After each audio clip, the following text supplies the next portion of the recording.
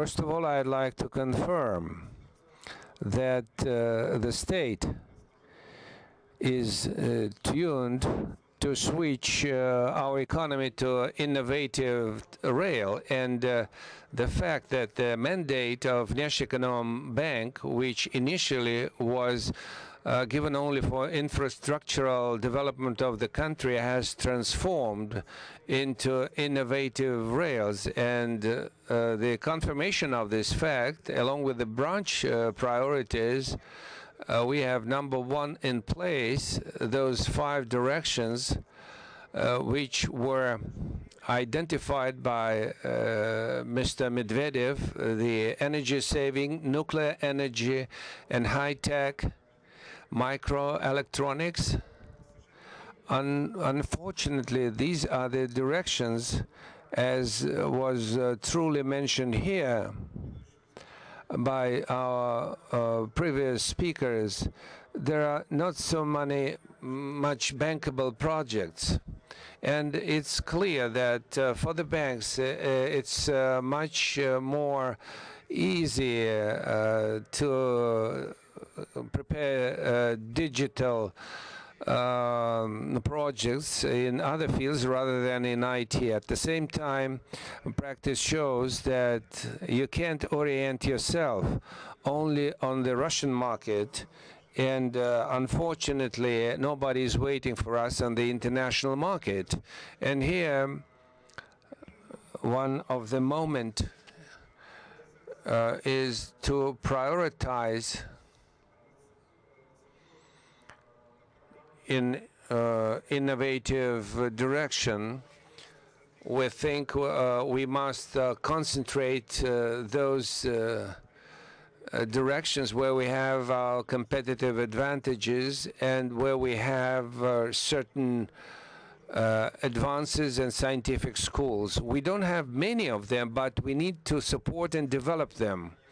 And specifically, I'd like to mention that Vnesheconombank has created a number of subsidiaries, like the Export Crediting Agency, but for planes and helicopters, nobody is knocking on the door. We have created the Russian Fund of Direct Investments, and basically we are discussing the projects in the base branches and not in the innovative fields of economy. We also created web innovations, which should consolidate all innovative activity of the Vnesheconombank group. However, we don't have much of improvement here. And the second, I have to talk about consolidation. For we have many institutions and government bodies to participate in innovative process.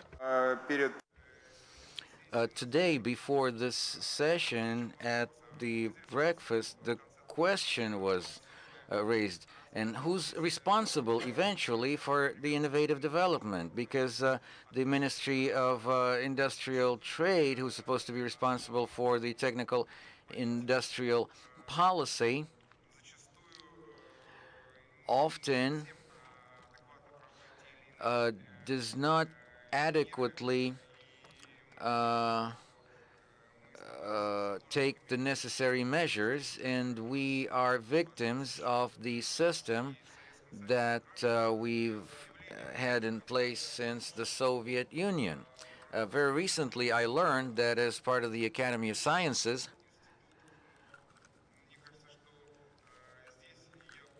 there's more than 500 institutes.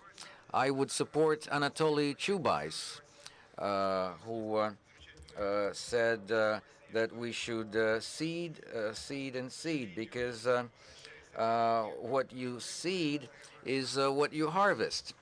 And then VEB is an institution that can only take profitable projects, and we have no right for an error because we are not venture capitalists.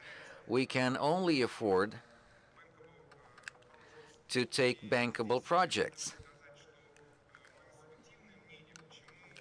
It is my subjective opinion that the reason why we don't have so many venture capitalists because we have objective reasons. Our market economy is less than 20 years old. Look at our banking system. Most of the players are government-owned, state-owned banks because the initial accumulation of capital is still in progress.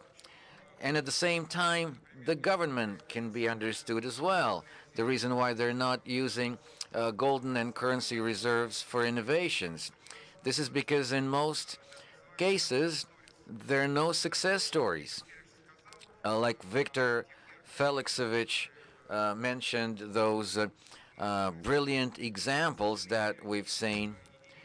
Unfortunately, there's only a few of them, and the lack of success stories leads to a situation where, on the one hand, the government believes this is a black hole, and it's better to export mineral resources and enable the integration of the national economy in the international economic space. And finally, least but not last, is the incentives. We have this positive example in the Kaluga region where we've financed the infrastructure of an auto cluster, and the Kaluga region all of a sudden turned from a recipient of public funds, turned into a donor.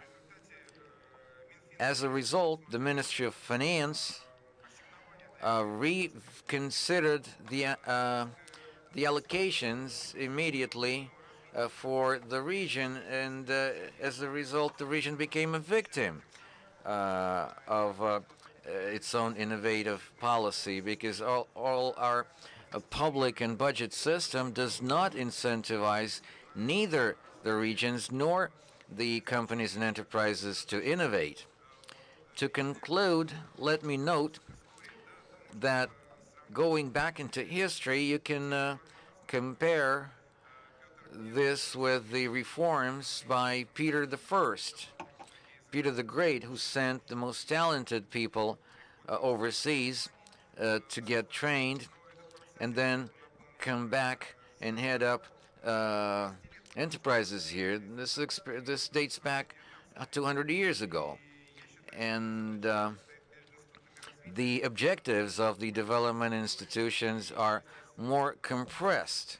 And I would rather agree with Mr. Chubais that we should not rush, we should wait, and then the result will not make them wait. Thank you.